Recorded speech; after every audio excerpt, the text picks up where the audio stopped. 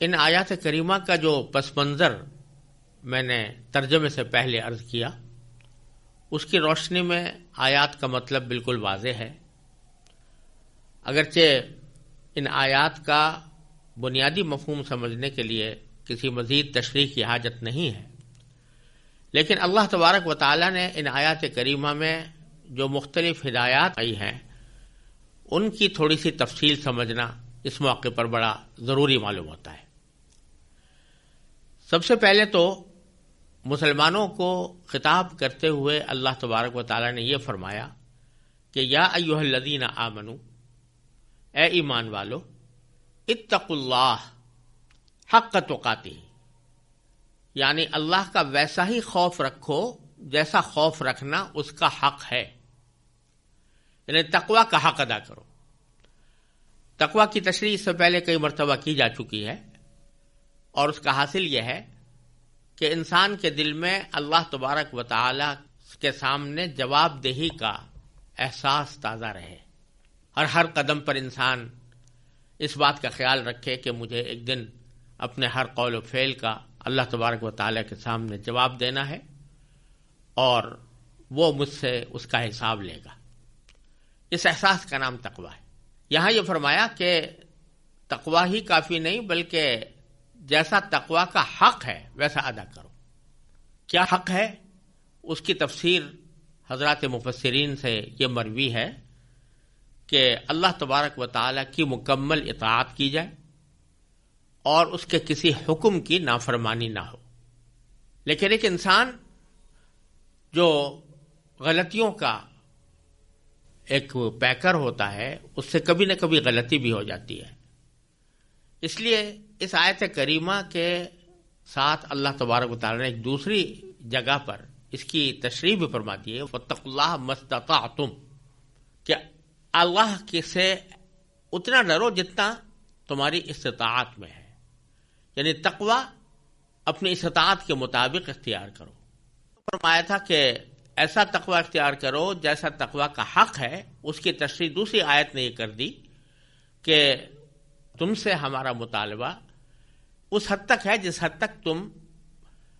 اپنی قدرت رکھتے ہو، طاقت رکھتے ہو، استطاعت رکھتے ہو۔ استطاعت سے زیادہ کہ تم مکلف نہیں ہو۔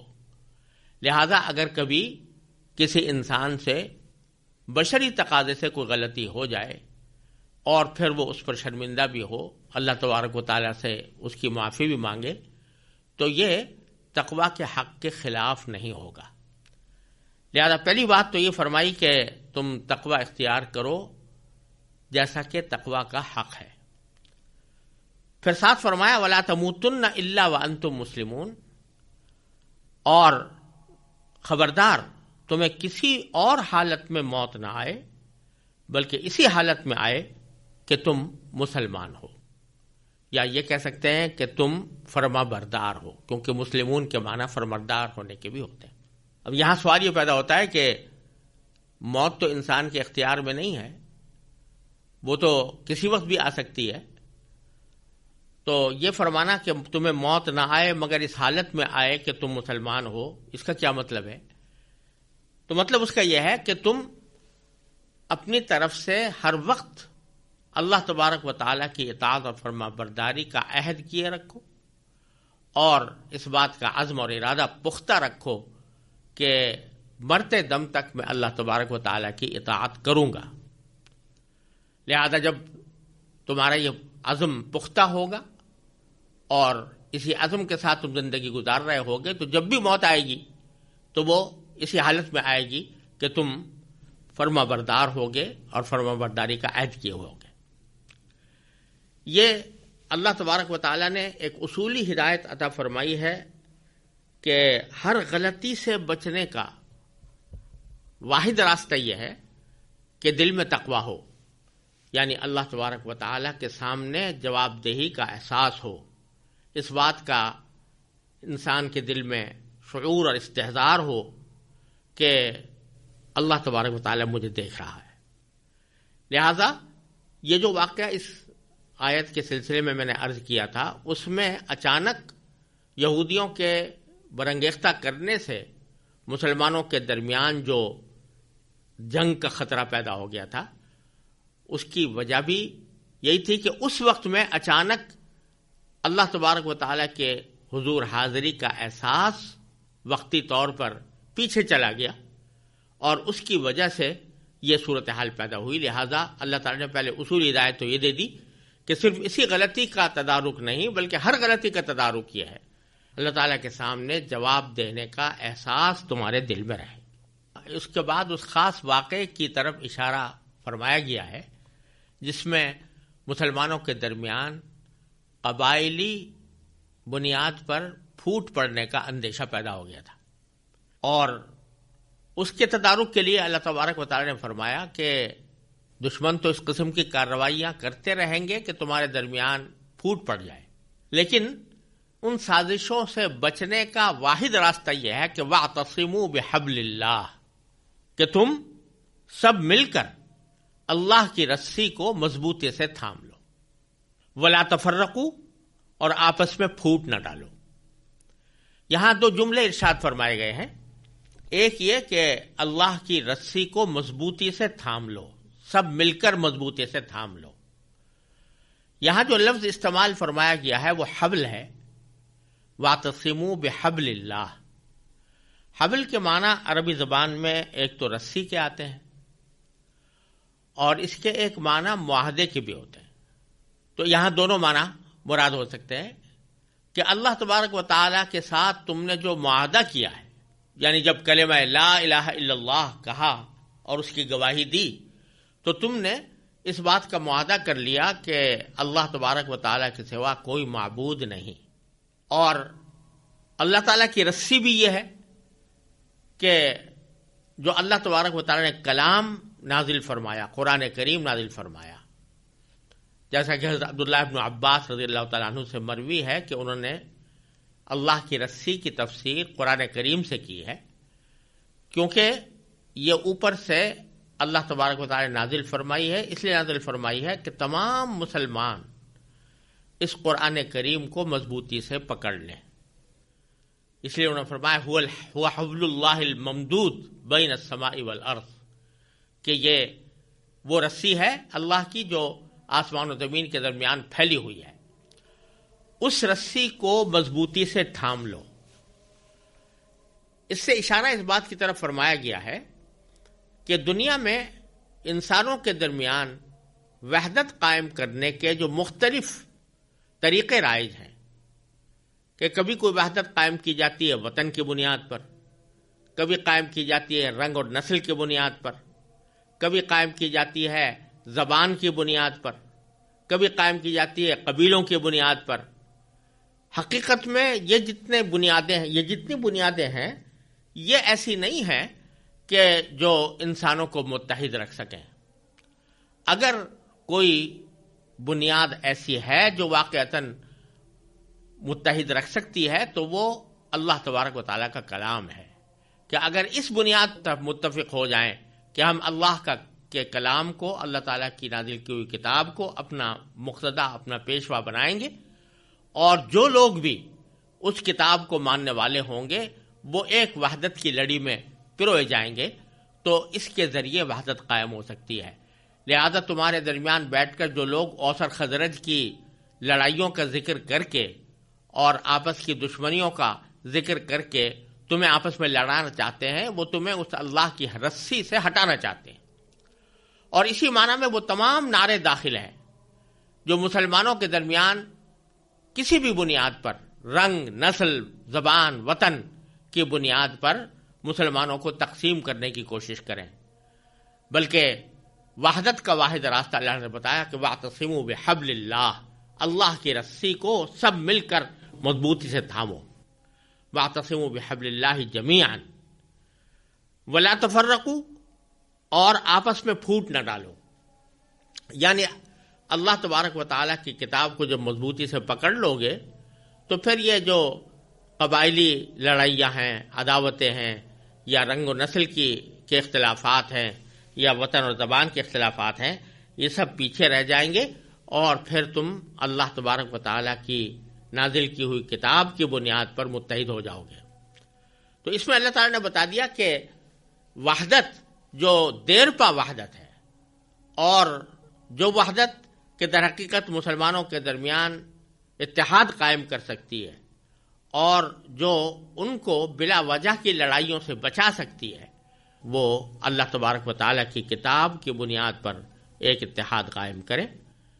ولا تفرقو، اور آپس میں پھوٹ نہ ڈالو، یعنی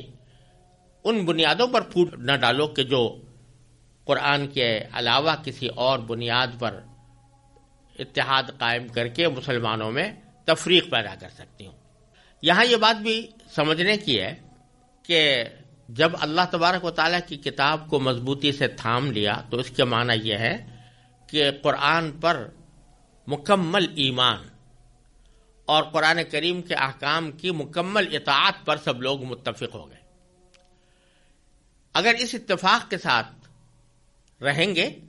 تو اللہ تبارک و تعالیٰ دشمنوں کی سازشوں کو ناکام بنائیں گے۔ ہاں البتہ اس قرآن کریم کی تفسیر میں یا اس سے نکلنے والے معانی کی مختلف تفصیلات میں مجتہدین کا اختلاف ہو سکتا ہے، یعنی ہو سکتا ہے کہ کسی ایک مجتہد کی رائے میں قرآن کریم کی ایک تفسیر ہو، کسی دوسرے کی رائے میں اس کی تفسیر دوسری ہو، بشرطے کہ وہ واقعتاً اجتہاد کے اہل ہوں۔ تو اس قسم کا جو اختلاف ہے وہ پھوٹ کے ذریعہ نہیں بنتا، وہ آپس میں دشمنیوں کے ذریعہ نہیں بنتا، اور اگر کوئی بنائے تو وہ لا تفرقو کے حکم کی خلاف ورزی کر رہا ہے۔ یہی وجہ ہے کہ خود حضرات صحابہ رضی اللہ تعالی عنہم اجمعین کے درمیان بھی رائے کا اختلاف ہوا، اور اس بات کے بھی متعدد واقعات ہیں کہ ایک چیز کو ایک صحابی نے قرآن کریم ہی کی روشنی میں جائز سمجھا، دوسرے نے اس کو ناجائز سمجھا۔ نماز پڑھنے کا ایک طریقہ ایک نے اختیار کیا قرآن کریم ہی کی روشنی میں، سنت ہی کی روشنی میں، اور دوسرے نے کوئی اور طریقہ اختیار کیا۔ لیکن ایسا کبھی نہیں ہوا کہ ان اختلافات کی وجہ سے مسلمانوں نے آپس میں ایک دوسرے کی تکفیر کی ہو، یہ کہا ہو کہ تم کافر ہو یا تم مسلمان نہیں ہو، یا یہ کہا ہو صحابہ کرام نے کہ تمہارے پیچھے نماز نہیں ہوگی یا میں تمہارے پیچھے نماز نہیں پڑھوں گا، اور ان اختلافات کی بنیاد پر الگ الگ گروہ بنا بیٹھے ہوں کہ یہ فلاں مسلک کا قائل ہے، یہ فلاں مسلک کا قائل ہے، اس کی بنیاد پر ایک دوسرے سے کے ساتھ بیٹھنے اور ایک دوسرے کے ساتھ مل کر مشترک مقاصد میں کام کرنے سے رکاوٹ پیدا ہو گئی ہو۔ ایسا کبھی نہیں ہوا، اختلاف بھی ہوتا رہا اور ساتھ ساتھ وہ متحد بھی رہے، دین کے مشترک مقاصد کے لیے سب ہمتن جد و جہد میں مصروف بھی رہے۔ لہذا ان اختلافات کی قرآن کریم نے ممانعت نہیں کی۔ جو اختلاف کسی صحیح اجتہاد کی بنیاد پر مبنی ہوں ان اختلافات کی یہاں پر ممانعت نہیں کی گئی، لیکن ان اختلافات کی بنیاد پر الگ الگ ٹکڑیوں میں تقسیم ہو جانا، ایک ٹکڑی کو اپنا کہنا اور دوسرے کو دوسرا کہنا،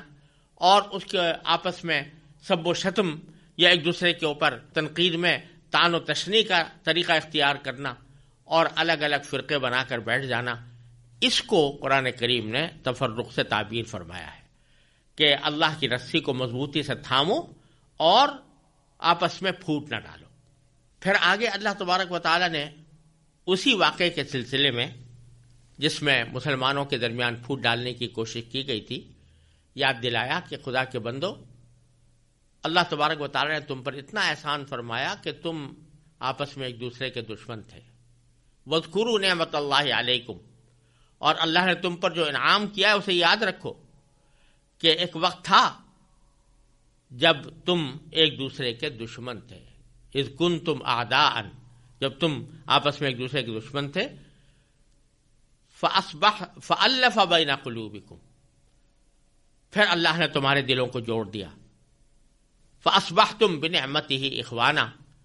اور اس کے فضل سے تم بھائی بھائی بن گئے۔ بتلا دیا کہ یہ دشمنیاں، آپس کی دشمنیاں، یہ کوئی اچھی بات نہیں ہوتی، یہ بہت ہی تباہ کن چیزیں ہیں، اور ان دشمنیوں سے اللہ تبارک و تعالی نے تم کو اسلام کی بدولت نجات عطا فرمائی کہ جو لوگ ایک دوسرے کے خون کے پیاسے تھے وہ اسلام کی بدولت بھائی بھائی بن گئے. وَكُنْتُمْ عَلَى شَفَا حُفْرَةٍ مِّنَ النَّارِ، اور تم آگ کے گڑھے کے کنارے پر تھے. آگ کے گڑھے کے کنارے پر دو طرح تھے. ایک تو یہ کہ کفر میں مبتلا تھے، شرک میں مبتلا تھے، جو جہنم میں لے جانے والی چیز ہے، اور دوسری طرف دشمنیوں کی آگ جب ایک مرتبہ بھڑک اٹھتی ہے تو دونوں طرف کے لوگوں کو تباہ کر کے چھوڑتی ہے، کہ دونوں طرح سے تم آگ کے گڑھے کے کنارے پر تھے. فَأَنْقَذَكُم مِّنْهَا، تو اللہ تبارک و تعالیٰ نے تمہیں اسے نجات عطا فرمائی. تو اس لیے تمہیں چاہیے کہ دوبارہ اسی دشمنی کی فضا کی طرف واپس جانے سے اپنے آپ کو بچاؤ. اور پھر اللہ تبارک و تعالیٰ نے کذالک یبین اللہ لکم آیاتہ، اسی طرح اللہ تبارک و تعالیٰ تمہارے لیے اپنے نشانیاں کھول کھول کر واضح کرتا ہے. لعلکم تہتدون، تاکہ تم راہ راست پر آ جاؤ.